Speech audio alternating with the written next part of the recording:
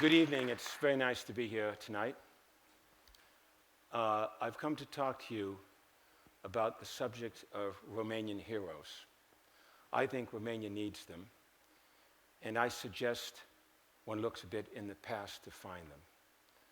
I've done that to some extent, and I'd like to share my conclusions on that. But first, I want to point out that although I'm a US citizen, and French also, I'm actually a Romanian American, and I'm a Romanian family that goes back a long time, 6 centuries in this country. It's not as though I'm an expat that came here. We have in our family, behind me, people who have served, a great-great uncle as prime minister of this country, as musicians, as diplomats, as academics, in all spheres of life. The country of this country has been served by our family, and I'm very proud to be part of that.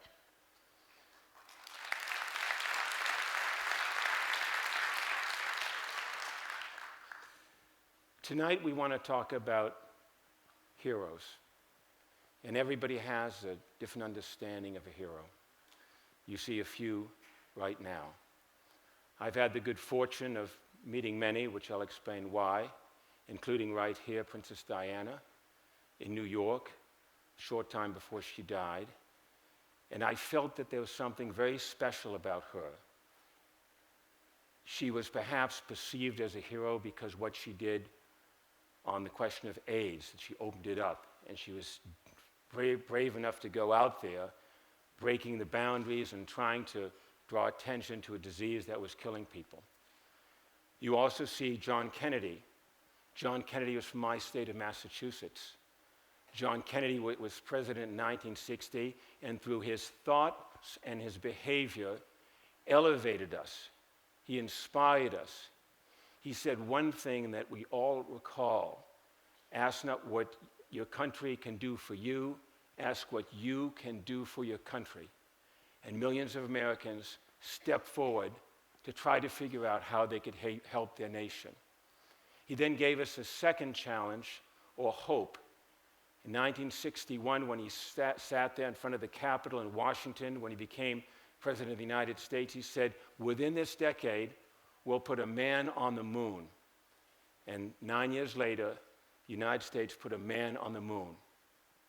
Kennedy had died 6 years earlier, felled by a bullet in Dallas. It was those kind of heroes that had put country first, that had convictions, that were prepared to sacrifice, give it their all, that seemed to me are the kind of people that we, in any of our countries where we live, wish to have. But now we have a funny situation. We don't seem to have too many heroes left. I include my own country. You go from Washington to Moscow, you stop with Macron in Paris and Theresa May in London, and so many other leaders, Merkel in Germany, that seem like spent forces. And what's happened to the talent that has inspired people and moved nations forward? I don't want to comment on this country, but I'm sure you also have deep feelings about that. And right now, we can look back in our own history in the United States and look on people like Abraham Lincoln, who in fact was president when my great-great-uncle was prime minister. Or you can look back on Nelson Mandela, who I think said something very inspiring when he said, no matter where you are in life, there's always a road ahead. Today, the heroes seem absent. I was lucky enough in the course of my life to produce some 200 shows. I came close to many powerful people in producing these shows, with 5 presidents of the United States, with the leaders of the Soviet Union, of Russia, with leaders in the Middle East, with men who were in positions of desperation because they were in a crisis situation, a war.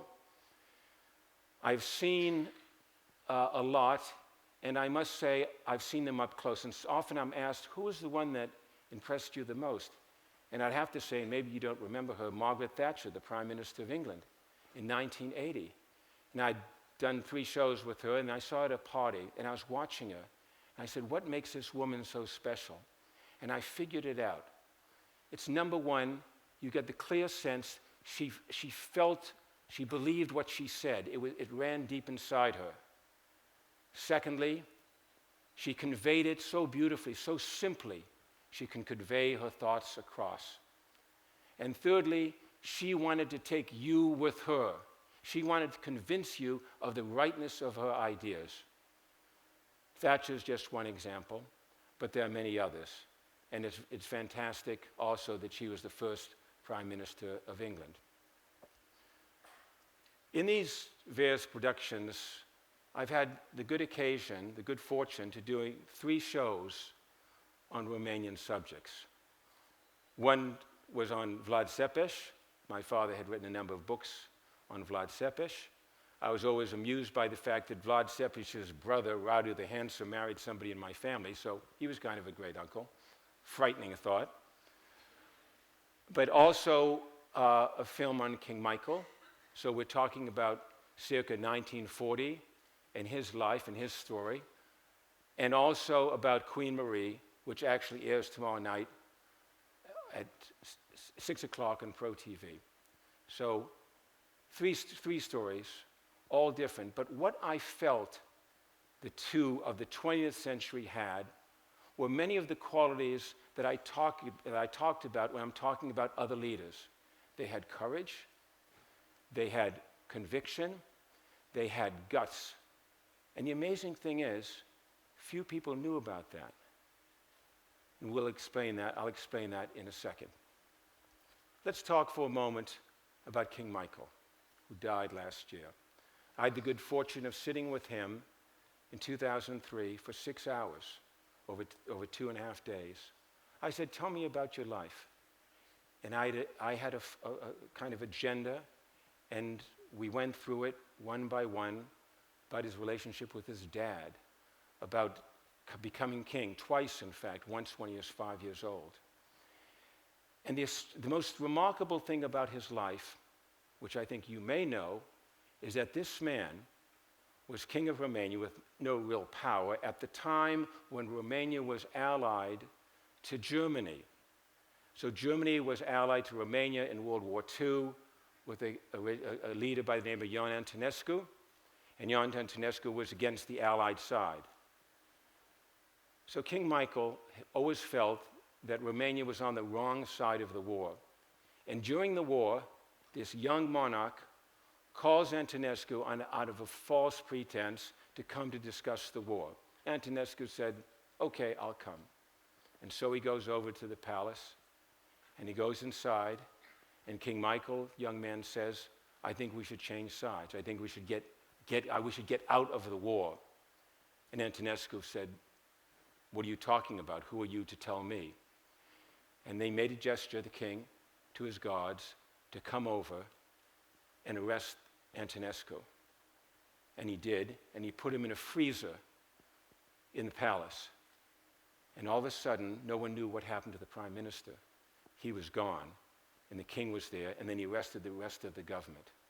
Could you imagine that at 23, with German soldiers and a Romanian army allied to Germany, that a king should do this? And he did it. And that's not the only thing he did. He helped Jewish Romanians during the war who were trying to basically free themselves of the risk of deportation. He slowed that down. He tried to create a secret path to peace with the Allies before the end of the war to get Romania out of the war. So that was courage. And he had this ironic misfortune of seeing his country at the end of the war in Yalta then be passed over to the Russians. And so in a way, his enemies, his friends became his enemies, and his enemies became his friends. And so all of a sudden, Romania was under 40 years of communism.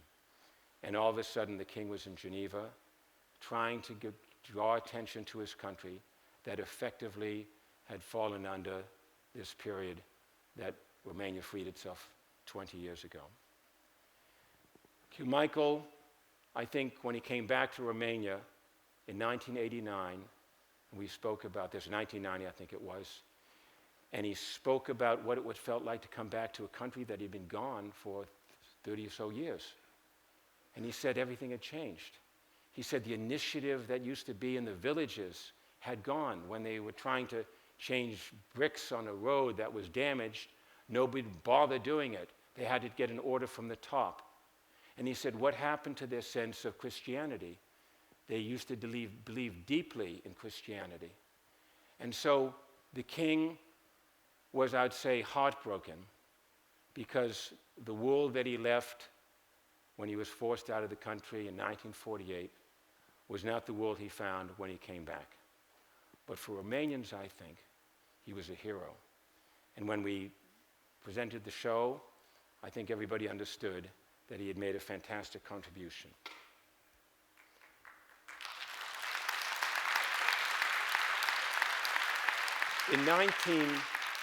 In 2016, I said, what next about Romania? I went to the Athenaeum, and I looked at the murals on the top with all the names of the personages from Romanian history going back to Dacian times. And there was Queen Marie up there, the wife of Ferdinand. Queen Marie, she was English, she wasn't even Romanian. She didn't even speak Romanian, she wasn't Orthodox, and she came here when she was 17 years old. She was supposed to be Queen of England, but her mother didn't like the idea, so she became Queen of Romania. And she came to change so much about what she saw. She was officially a queen, so she didn't have any political title, but she was afraid that her country was making wrong decisions. The war broke out. It was plausibly agreed that Romania could have been on the German side. She convinced her German husband that Romania should be on the Allied side. She followed Romania's sad journey as the German troops closed in on this country and the country almost effectively disappeared. The Queen of Romania was eating beans in Iași. And here's somebody from the granddaughter of Queen Victoria and the granddaughter of the Tsar. She was frustrated with her own people. She said once, why do I lead a nation of cowards? She said on another occasion, my love of Romania is my religion. She was ready to put it all out there. And then Romania voted to declare a union, which is what, of course, we're talking about now. But it really didn't mean anything unless the international powers in Paris agreed to it. And there were 4 countries that were deciding: the United States, England, France, and Italy. And Queen Marie said, Romania needs a face in Paris, and I will be that face. And off she left to Paris.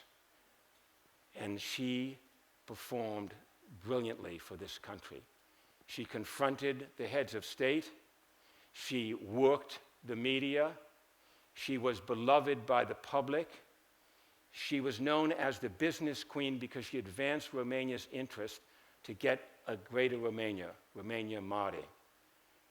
And she, I would say, tipped the balance. Ion Brătianu, who's prime minister, said, she achieved more in 2 days than I did in 6 weeks. And almost nobody really appreciated what she had pulled off. And I would go so far to say that were it not for Queen Marie doing her thing in Paris, we wouldn't even be celebrating the event tomorrow. And that was a Romanian, an English person who had fallen in love with this country and gave her all to this nation. Of course, she was famous. She was beautiful. Of course, she looked after the soldiers. She wasn't afraid to take off her glove and have her finger touch the sick and risk getting sick, and she did. And she was a star. Look, in New York City. I was not prepared for the American custom of throwing papers of every size, shape, and description from the thousands of windows of the extraordinary buildings, whose tops I could hardly see. The air seemed alive with fluttering wings, as though flocks of birds had been let loose in the streets. Vizita a început cu fast, printr-o paradă prin Manhattan. No woman or man from Romania before then or since has ever received that kind of attention in the United States. The prestige of this country was enormous. And every day when she went across the United States in a train, it was a front page story across the United States. And that was not just in America, but elsewhere where she went around the world. I guess the question is, there must be a thirst for heroes. I thought that after King Michael. And so I went to the TV stations after they started looking into the ratings and how many people were watching, and we were surprised how big it was. Clearly, the country felt that there was something of great significance. There's something of great significance in the curiosity with these people, who seemed to carry the same values that we were talking about earlier. The ratings were high. The TV station aired it once, and then it aired it again, and then they aired it a third time when the king died, in the case of King Michael. And in the case of King Michael, the History Channel that decided, wait, this isn't a Romanian story, this is a great story, aired it in 40 countries around the world. In Romania, they thought they'd air it once, twice, 3 times. Not at all, 43 times in Romania. So clearly they were capturing something, and they recognized something that was going on. And the other day, I said with this Queen Marie film that goes out tonight, I said last week, let's send it out to a high school, to Carajala High School, and let's see what the kids think. Am crescut ascultând povești de la bunici, de la părinți legate de Regina Maria și cât de mult poporul nostru a iubit-o și cât de mult a ținut ea la poporul nostru. Și a fost ceva impresionant să aud pur și simplu jurnalul ei citit și cuvintele ei pe care ea le-a spus. Se vede toată munca pusă în el.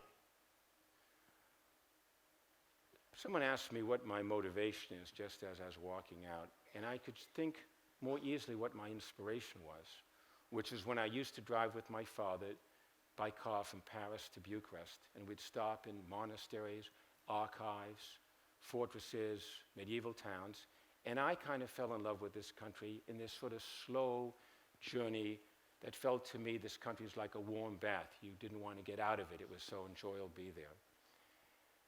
And now, I guess, although I feel this Romanian side, if you wake me up in the middle of the night and say where are you from, I'd say, of course, the United States.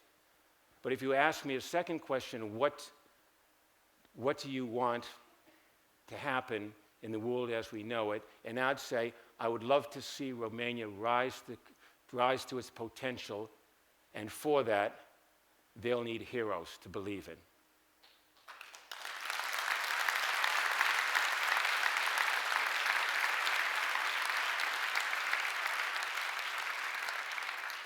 I show you now just a quick trailer for the film that goes out tomorrow night, a shortened version of the film because it's television, but goes out tomorrow night at 6 o'clock.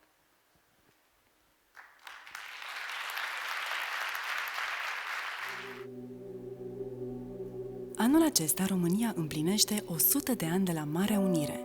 Vă vom spune povestea celei căreia îi se datorează aceasta, Regina Maria. Este o poveste care a fascinat pe mulți în lume, inclusiv pe scriitoarea americană Dorothy Parker. When I was in high school, I loved Dorothy Parker's poetry. Life is a medley of extemporanea, and love is the thing that will never go wrong. And I am Maria of Romania. And I always wondered who she was. Nepoata reginei Victoria, această prințesă din Anglia și-a condus țara prin război și pace. Queen Marie on a horse, riding amongst their troops, where there were people dying at her right, at her left, and bullets everywhere. Parcă o văd călare, Regina Maria, călare în costum de roșior. A fost martora suferințelor României în primul război mondial. Apoi a luptat pentru unitatea țării sale la conferința de pace de la Paris. This was the first time in about a century that you had this grand international negotiation where people literally had the idea that they could remake the world. Dar Maria l-a înfruntat pe Wilson și a asigurat unificarea României. Romania did extraordinarily well. It probably did the best of all the countries that had fought in the First World War. Pornind de la paginile jurnalului său, vă vom spune povestea remarcabilă a reginei Maria a României.